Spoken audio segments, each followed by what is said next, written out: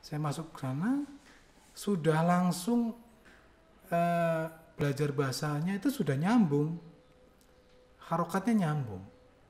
Saya nggak tahu apa-apa itu Jang. Sampai akhirnya testing. Saya kosong nggak tahu apa, cuman sembarang aja saya tulis. Akhirnya saya dapat 0 itu.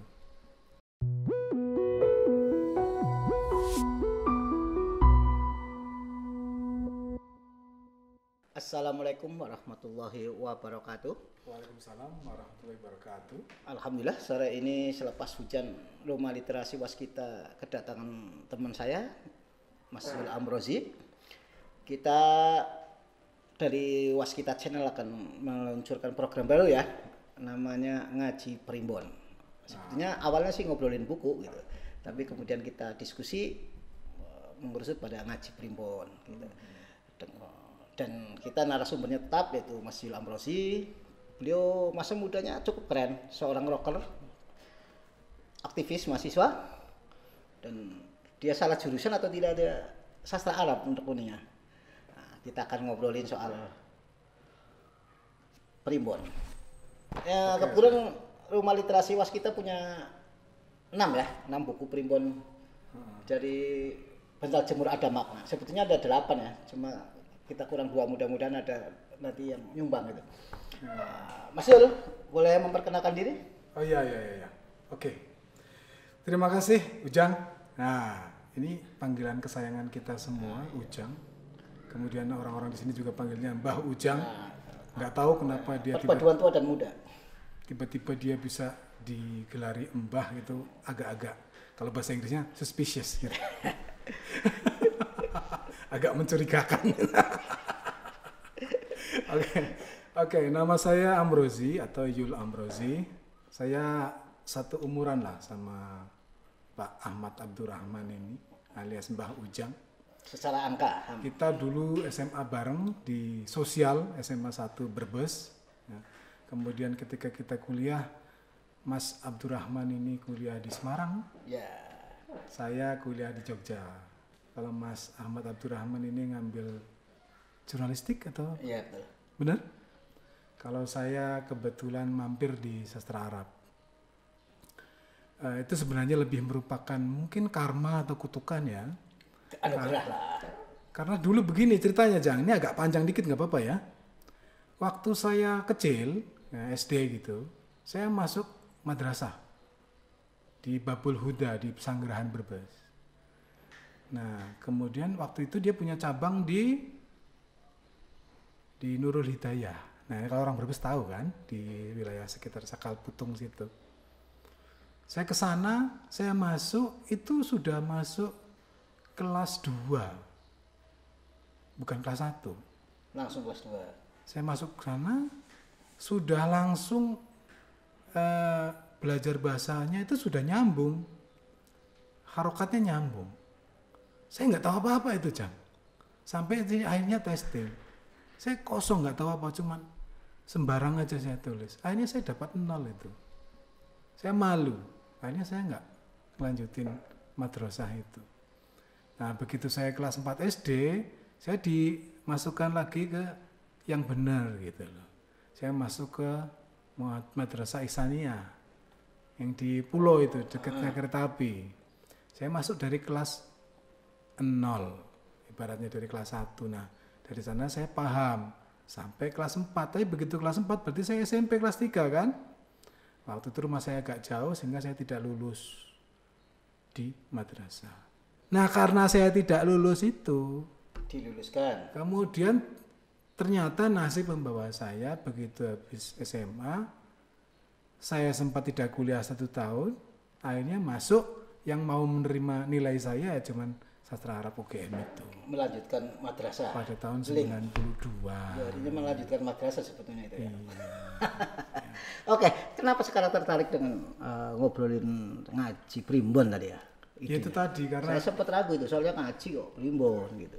Iya. Sebetulnya gimana itu? Mungkin di masyarakat sekitar primbon sering dibilang sebagai karya sastra remeh-temeh kali ya.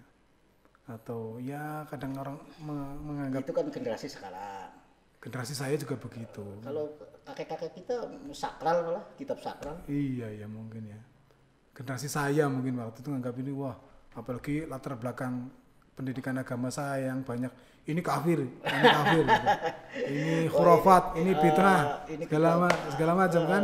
Yang kayak gini-gini itu dianggap sebagai dekat dengan kekufuran atau dengan kemusyrikan. Sebetulnya ini kan karya sastra, literasi ya. Artinya nenek moyang kita dulu sangat literasi. Bisa menulis kitab, ilmu titennya macam-macam kan. Nah ini makna bental jemur ada makna sendiri gimana itu? Nah itu. Ya saya bersyukur saya bisa kuliah di sastra Arab. Karena pertama kali kemudian saya belajar sastra Arab, pertama kali itu belajar tentang khat. Jadi tidak belajar baca dulu. Saya belajar tentang khat, menulis, tentang huruf hijaiyah dan sebagainya sampai tentang syakal, tentang harokat alif, kemudian dhammah, kasroh itu. Tapi karena dari pelajaran khat itu, saya tahu ketika saya membaca Al-Quran, saya bergidik mas. Di situ diriwayatkan begini, ketika seorang perintis harokat, kan kalau kitab Quran itu dulu nggak ada syakalnya, mencoba memberikan tanda baca, entah berupa titik atau apapun ya, itu oleh penguasa yang sedang berkuasa waktu itu langsung dianggap sebagai bid'ah. Konsekuensinya pada zaman itu kalau bid'ah ya mengajarnya tidak bisa berlangsung, ekonominya terancam, bahkan keamanannya terancam. Sampai ke riwayat kedua generasi muridnya. Dari riwayat yang tradisional ya. Riwayat tradisional dari Abu Aswad atau Ali sampai ke cucu muridnya ya, yang bernama artinya literas pada saat itu untuk lulus itu risikonya berat. Risikonya berat. Dipersekusi sama khalifah yang berkuasa waktu itu. Dari Al-Ma'mun sampai Al-Mansur kalau nggak salah. Itu di riwayat yang resmi, riwayat tradisional. Kalau di riwayat yang ilmiah itu ceritanya beda lagi. Itu mungkin untuk podcast yang lain. Yang jelas ketika saya belajar khat itu, saya tahu bahwa kitab Quran ini kitab yang penuh dengan perjuangan. Sampai terwujud. Sampai bisa menjadi punya harokat itu sekian banyak orang sudah berjuang untuk bisa sampai munculnya harokat. Tidak mudah untuk sampai kita bisa membaca. Gitu. Sampai bisa membaca. Jadi saya sangat menghargai riwayat sebuah kitab bagaimana itu disusun. Karena pasti ketika disusun banyak nyawa yang menjadi taruhannya. Berdarah-darah lah. Berdarah-darah. Kalau kitab ini? Termasuk juga kitab-kitab semacam ini. Jadi apapun karya tulis yang dihasilkan manusia, kita tidak boleh menganggap remeh. Senorak apapun karya itu, kalau dia kemudian disusun dengan mempertimbangkan banyaknya fenomena-fenomena kehidupan manusia, harus kita hargai. Sampai muncul 8 jilid kayak gini itu luar biasa. Gitu. Apalagi ketika kemudian kita bisa menelisik lebih jauh tentang primbon ini. Nah, kita kembali ke primbon tadi. Itu makna sebetulnya bental jemur ada makna dalam kitab ini ya, yang diunggah oleh siapa? Kanjeng Gusti Pangeran Haryo Cakraningrat. Dia hanya pengumpul ya, penyunting ya. Kanjeng itu artinya berarti yang mulia kan. Pangeran ini gelar.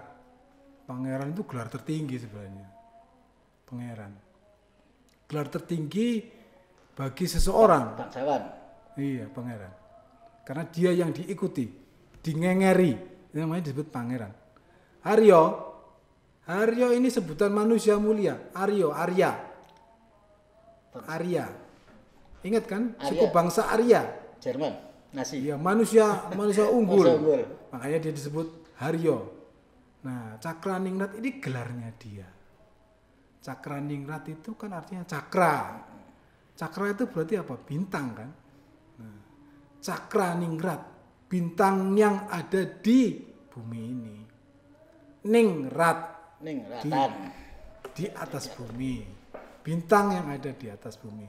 Nama kecilnya dia, ya kita selidiki nama kecilnya dia siapa. Kalau di orang Jawa terbiasa tidak menyebutkan nama kecilnya. Gitu. Terus itu kalau judulnya sendiri itu Nah. mencerminkan apa itu? Bental jemur. Nah, ada itu makna. dia. Kan Itu yang generasi milenial nggak tahu itu. ingin kita ulas dalam pengantar. Ini pengantar Iya, saja ya. Sebagai pemanis untuk kita bisa mendiskusikan tentang primbon ini. Lebih lanjut lah ya. Ya. Yang jelas kita ambil secara acak dulu. Kitab. Kitab ini bahasa apa? Sampean pasti tahu lah. Orang pesantren toh. Alkitab. Kitab, buku. Dari kitab, kataba, yaktubu. Banyak tubuh. Kitaban kan gitu kan. Dikit-dikit kita tahu tafsir, tasrif. Ya, kitab. Kitab sesuatu yang ditulis menjadi kumpulan tulisan disebut kitab. Bahasa Arab. Bahasa Jawanya di mana? Nggak ada kan berarti? Ya udah. Berarti ini bahasa Arab. Kemudian primbon. Primbon Kita lihat dulu kata primbon itu dari mana? Nah, kalau saya googling, primbon ini langsung menuju ke catatan leluhur. catatan luhur. Tapi kalau kita bongkar lagi asal katanya dari mana, saya sampai sekarang juga belum ketemu. Yang pasti. Ada rembon, ada rambu, ada rimben, ada peri remben. Preambul enggak? Preambul kan Oh, bahasa bukan. Belanda. Bahasa Belanda enggak masuk juga. Mungkin dari pari sama rambu sama an. Para rambu an. Bisa jadi ini spekulasi saya ya. Jadi rambu itu kan bahasa Melayu kuno. Pedoman. Pedoman. Kalau pari itu ya peribahasa, itu kan bahasa yang kita maknai lebih tinggi. Artinya yang intisari lah. Jadi kajian tinggi. Ya, seperti sekolah tinggi gitu kan. Kajian yang lebih tinggi dari petunjuk-petunjuk yang terkumpul dalam Ya itu warisan. lebih mendekati lah. Iya. Artinya buku petunjuk. Iya, kumpulan petunjuk leluhur gitu kan. Kemudian ada kata bekti jamal misalnya nih kita ambil. Atau Kita yang apa aja? Bental jemur ada makna. ini betal jemur. Ini betal jemur ini apa? Kalau kita telusuri betal jemur ini nggak ada maknanya kalau dalam bahasa Arab atau Dalam bahasa bahasa apapun Indonesia gimana? atau Googling juga bahasa nggak ada. Jawa. Nah, penelusuran saya ini ternyata ada nama-nama ini. Ini adalah nama di Serat Mena. Nama-nama yang ada di Serat Mena. Bental jemur itu. Betal jemur itu adalah salah satu karakter yang ada di dalam Serat Mena. Nama penulis gitu. Di saat ini Dia seorang cerdik pandai. Kalau dalam kebudayaan kita itu cerdik Jawa. kita punya kabayan, Apa ya? kita punya hang tua, kita juga punya yang namanya kalau di Jawa itu kita punya namanya Darmo Gandul, gitu kan? Kita punya juga lebih jauh lagi ke tokoh-tokoh inilah storyteller, Atau sebutan untuk penulis pada zaman itu tuh. Bental jemur. cerdik pandai. Cerdik sebenarnya. pandai gitu. Ada kalau di Arab itu ada namanya Nasruddin, ada namanya Abu Nawas. Nah, Hoza. Betal Jemur ini salah satu tokoh di dalam serat syair Amir Hamzah yang ada di sastra Persia, Persia dong. yang diterjemahkan kemudian dalam Khasanah Islam sampai ke Melayu menjadi serat, menjadi syair Amir Hamzah. Syair Amir Hamzah kemudian masuk ke Khasanah Jawa, disambungkan menjadi satu menjadi serat Mena. Serat Mena. Mena itu Serat kan Mena. artinya Mena ini lebih ke noble, ya, noble family. Jadi ya keluarga kerajaan. ya keluarga kerajaan, orang berpengaruh, gitu. Itu Mena. Dia tidak ngomong tentang Amir Hamzahnya karena Amir Hamzah dalam serat Mena adanya hanyalah salah satu cerita saja. Amir Hamzah dalam Khasanah Jawa menjadi Amir Ambiah. Kemudian Amir Ambiah diterjemahkan menjadi, karena ini kata bahasa Arab Persia kan, kemudian diterjemahkan menjadi Jayeng Rono. Berubah lagi. Iya, di serat Mena menjadi Jayeng Rono. Jayeng Rono artinya apa? Itu nanti kita bicarakan lagi. Itu ada dalam serat Mena. Jadi sangat menarik ya, sebetulnya kalau kita menelisik primbon. Tapi kesulitan bahasa ini kan penting juga. Anak-anak sekarang baca ini lah, sulit, saya aja kesulitan. Ya ini kan bahasa Jawa ya. Jawa. Dalam arti dia bisa ngasih kosakata dari entah bahasa Melayu, Dari mana aja gitu entah ya, dari masuk ya. bahasa Ngoko masuk di dalamnya. Artinya sangat terbuka lah ya. Ya relatif cukup terbuka untuk bisa dibaca Ya, orang. kalau sekilas saya baca Bental Jemur Ada Makna itu satu. Itu kan isinya campur-campur loh. Iya. Dan kayak ensiklopedia lah ya. Nah itulah primbon itu ensiklopedia. Sebelum kata ensiklopedia masuk di perbendaharaan kita, sudah ada kata primbon. Dan itu adalah ensiklopedia Artinya kita. segala informasi gitu ya, segala informasi. Ya campur baur segala yang informasi. yang pada zaman itu menjadi pegangan pendidikan di Iya. lingkungan Iya, di kerajaan. lingkungan- iya, Anak-anak, kerajaan, ya. Pangeran-pangeran gitu. Iya pangeran, ya bisa juga di pemuka-pemuka masyarakat. Jadi kayak primbon itu kan dulu yang punya juga jarang sekali kan, hanya ya pemuka, Pak Lurah biasanya Iya, punya iya. pegangan buku itu. Artinya buku petunjuk kan ya. Iya, iya. Iya ensiklopedia lah. Kalau sekarang kan ensiklopedia bebas ya. Mau jadi petunjuk atau mau jadi hiasan lemari juga apa-apa kan. Tapi kalau dulu sih memang bagus karena di dalamnya kita bisa ketemu dengan hal-hal yang bisa dipraktekkan orang sehari-hari seperti menentukan hari dan tanggal karena orang Jawa terkenal banyak acara kan. Dan kegiatan-kegiatan sosial lainnya. Oke. Kita sebagai pengantar cukup sekian ya. Iya. Nanti kita lanjut bagaimana sih isinya, termasuk isinya ini ya.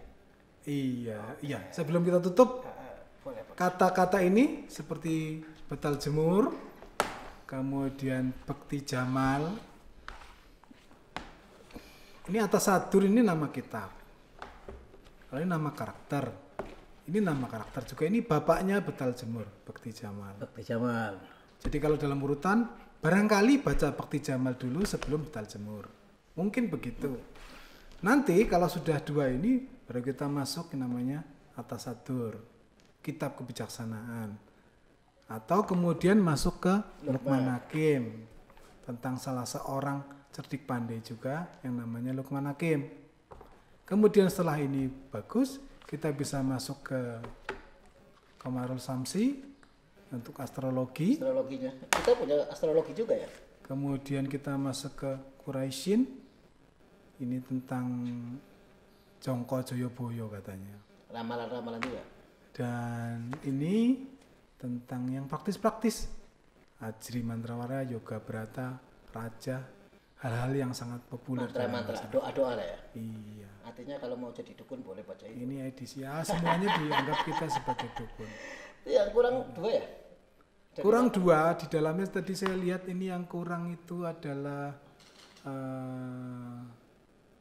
Sada Tasir sama Naklas Anjir. Oke. Demikian pembukaan tentang dari ngaji primbon. Mudah-mudahan bisa berlanjut dengan pengasuh Mas Yul Amrozi. Kita akan bahas dari buku-buku primbon Jawa ini. Dan ini dalam rangka nguri-nguri ya, menghidupkan kembali ilmu-ilmu lama lah.